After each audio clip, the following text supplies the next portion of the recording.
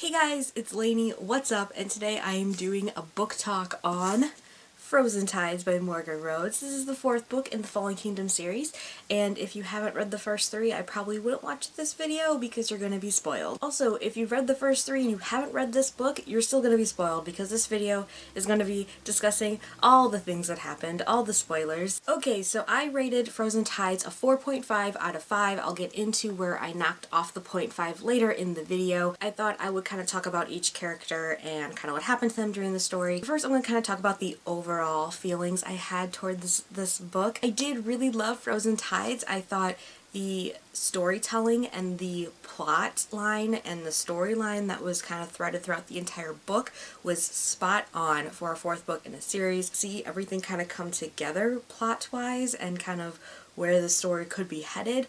I was totally blown away by the storyline. I know in past books I feel like the series is very character driven, and for this book I felt like it was the opposite. Not that that was a bad thing. I just felt kind of what Morgan really excelled at in this book was definitely the storytelling and giving the readers more of the backstory and where the book is headed and where the series is headed. You can see things starting to come together because the more characters are interacting, they're meeting each other for the first time even though we've known them for, you know, several books now. I definitely thought individually the character development was very great. I felt like each character really growed in this book. The only thing I really took off from my rating was I felt like some of the relationships were kind of rushed and they didn't really make sense to me, and I'll get more into that when I talk about each of the characters.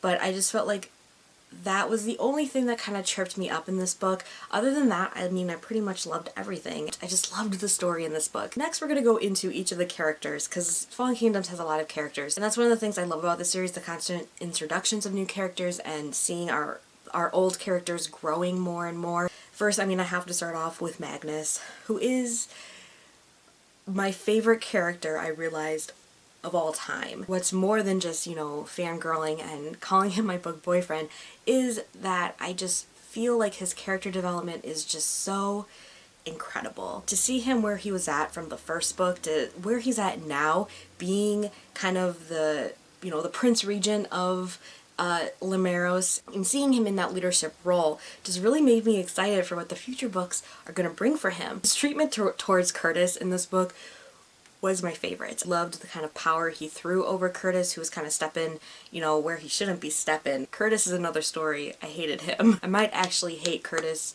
more than I hated Aaron, but Alexius is still my number one. Hated him the most. You know, it dawned on me halfway through this book, reading Magnus's chapters, there is nothing this character can do that would make me not like him anymore. My love for him is unwavering, and it always will. He could burn down a village, and I would just chalk it up to being part of his character development for the rest of the series, and I'd be like, you know, it's okay, this, you know, he has to do this to do something else.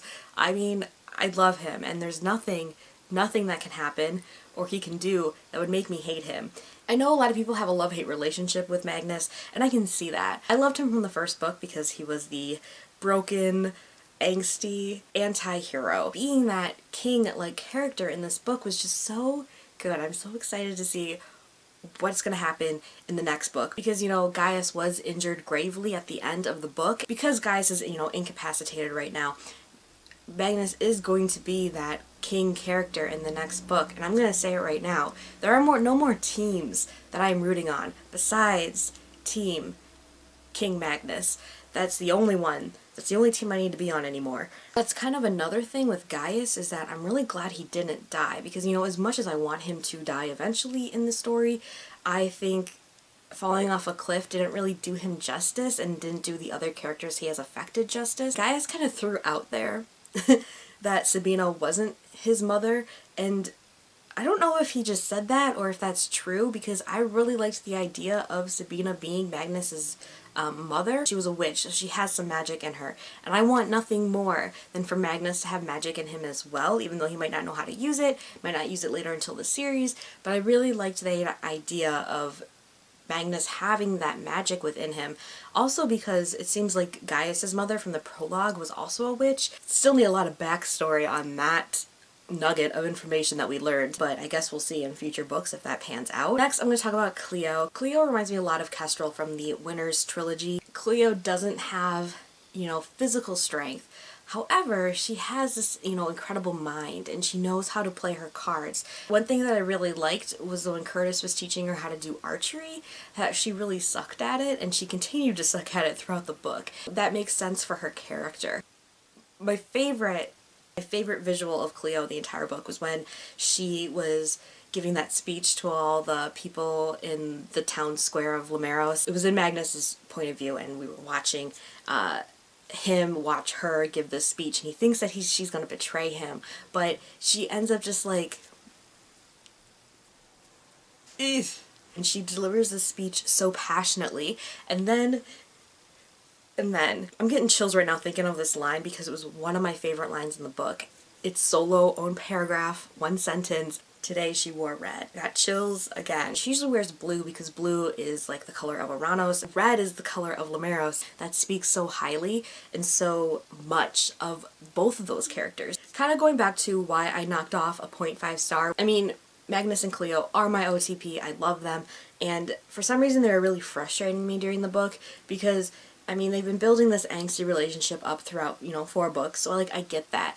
But I felt like a lot of their conversations in Frozen Tides it was like 5 conversations where they just say the same thing and then they get mad at each other and they walk away. I love angst in a relationship and resistance, but for some reason it was bothering me how much they weren't talking and communicating to each other in this book. However, it was all made up to me. Well, at the end. I know I've said before, I obviously want Magnus and Cleo to be endgame. However, I don't care if she plays the field with Jonas for a little bit. But after this book, I'm pretty solidly, her and Magnus need to be together for the rest of the series. The scene in the forest. When Magnus comes upon this cottage in the woods, he was trying to find Cleo because she was, kidnapped. He gave up complete hope. I loved that scene where he was just like, I could die. And he kind of gave up, but then he found the cottage. In my head, I was thinking, oh my god, I think I know where this is going. I'm so excited. I think this is gonna be it. There was, like the straw bed on the floor, and I just immediately thought, this will be good. The floor and the straw bed will be just fine for those two. He finds Cleo outside, and then okay, you guys, as you guys know, I like to tab things, and for that scene, look at this.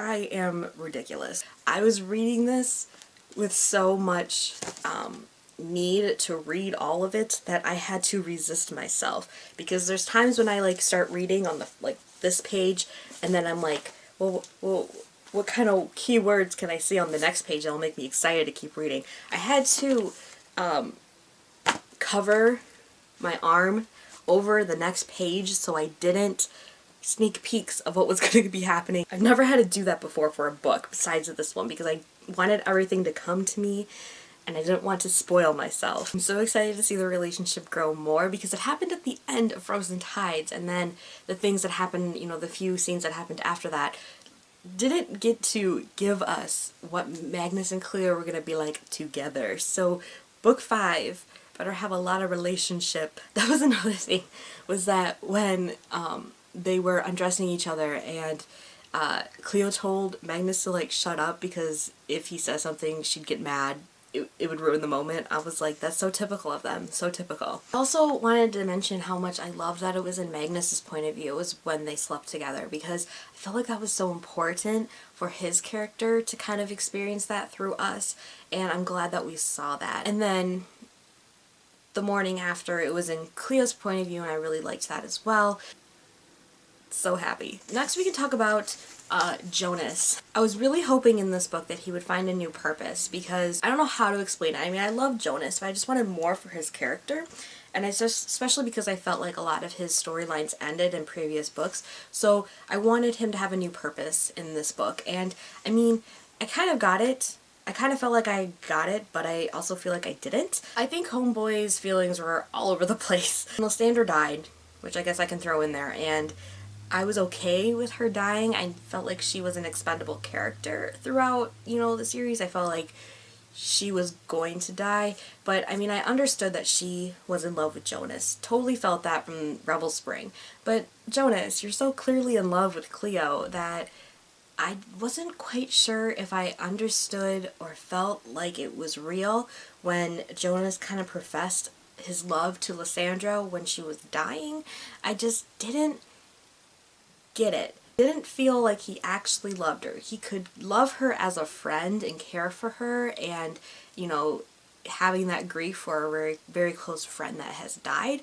But when it comes to, you know, a lover, I didn't feel like Jonas loved her in that way. When he was kind of professing his love for her, I felt like it came out of left field. I wasn't exactly sure what, I mean, I just didn't buy it. That was another kind of going into the 4.5 rating was I just felt like that relationship it wasn't real. And let's just talk about the scene that was 4 books in the making when Cleo and Jonas and Magnus were all kind of in the throne room talking and discussing and planning together. And I was dying for those 3 to be in a scene together forever. I wasn't disappointed. I love that scene. Next, let's talk about Lucia. I had a lot of hope for you. I was defending you to the wolf pack because no one in the wolf pack likes you, and I was defending you. I wanted you to be the next big bad,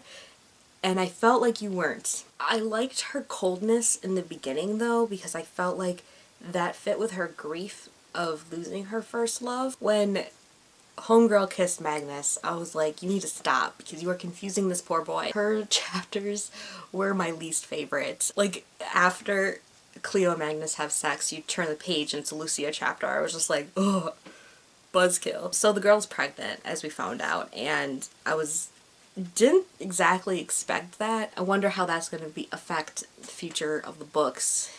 I don't know how I feel about her being pregnant, so something we don't talk about. I was really, really disappointed with who her birth family was because, okay, so we find out that Chief Basilisk, who died in the first book, ended up being her father. Jonas's girlfriend in the first book was also, you know, her Chief's daughter, so she's Lucia's sister. I'll tell you why I was disappointed in this, because I had this running crackpot theory that we were going to find out that Jonas's family is Lucia's family, because it was a throwaway comment, I think in the first book. Jonas mentions that his mother died very, very young, when he was very young, of a sickness. But to me, I was thinking she was murdered by Sabina and her sister. I wanted Lucia and Jonas to be brother and sister.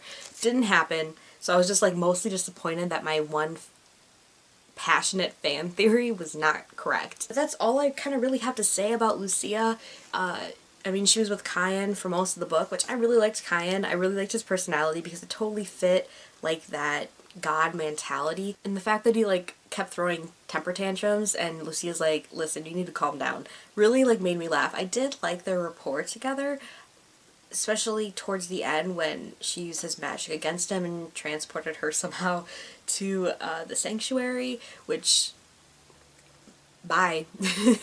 Really want to see the other crystals to be broken or whatever get released, because we really don't know how Kyan was released, even though he was the prologue of Gathering Darkness. We don't know how he was released from his crystal, do we? I don't think we do. How do you release the gods within? And I want to see more of them. I feel like they'll be like, somehow they'll be released in the next book and they'll be like the next big bad, and I'm okay with that because I think the god villain is a good one. Next, I want to talk about Nick. Nick, I'm glad we didn't get his perspectives because I really liked seeing him being, like, distantly observed by other characters, especially because he was going through a lot of grief because Asher died at the end of Gathering Darkness. Nick. Him getting drunk every night just, like, tore my heart apart. I mean, I found a new appreciation for Nick because in previous books I was kind of like, you know, he's Cleo's best friend, that's it. Magnus and Nick, they're my bro TP. I need them to be best friends by the end of book 6.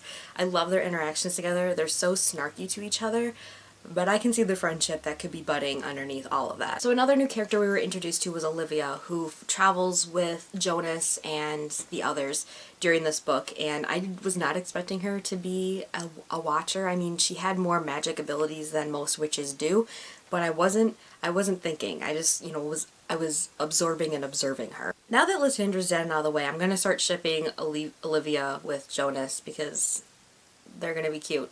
Do you think we could get an Olivia point of view in the next book?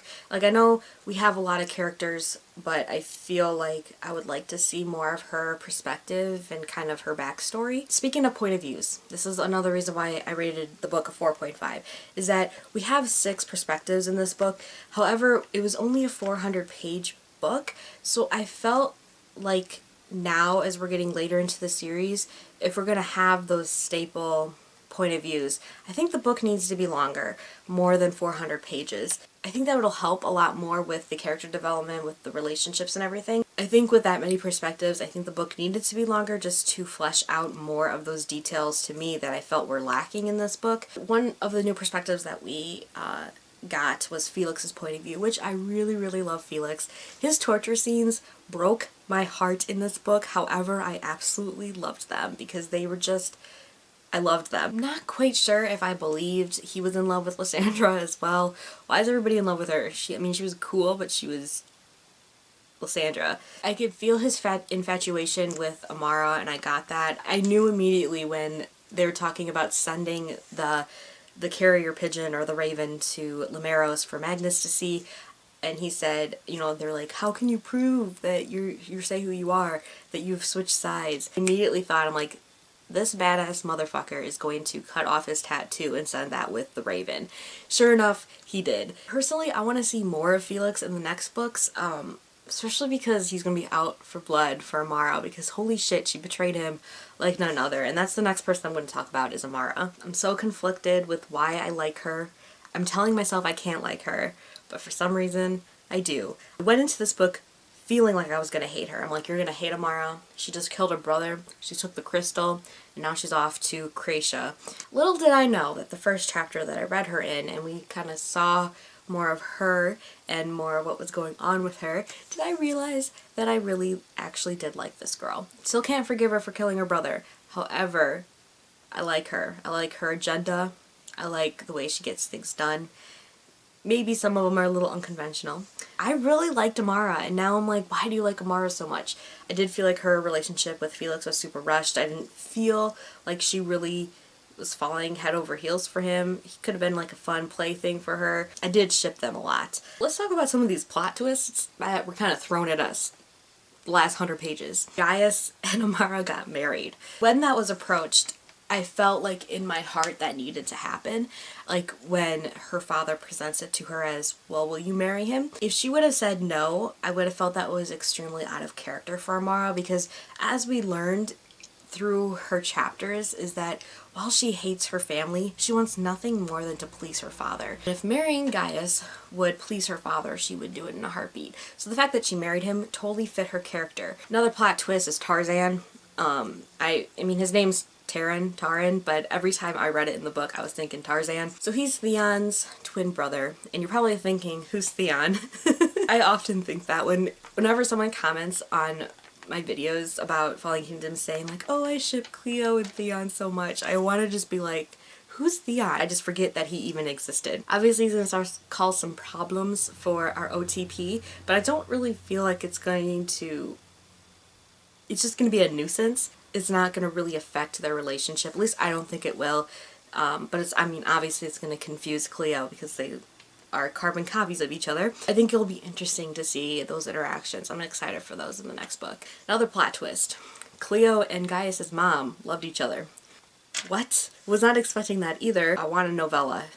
Morgan, if you're watching this, I want a novella between Gaius and Cleo's mom. And the best plot twist of the entire book was the fact that Asher is alive. I loved Asher. I was devastated when he died. I think he was a great character. Also, I shipped him and Nick so much. When Amara and her grandmother were talking about the potions and her grandmother mentioned how Asher got one before he left for Mitica, I immediately thought, I'm like, he's alive. He's alive somehow, and I'm so excited. Also, we never saw the body in the beginning of the book. If you don't see a body, trust no one. So I'm very excited for the next book. I'm excited to see Magnus in that king role. I'm excited for his relationship with Cleo. I'm excited for the people in Croatia to return back to Mythica and kind of see what happens with the Croatian armies kind of infiltrating. Also, I need the gods to come out of the crystals. I need the gods to come out of the crystals. Tell me what your guys' favorite part of the book was. I'd really want to know. Let's discuss it in the comments. I hope you guys all have a really great day, and I'll see you guys very soon. Bye!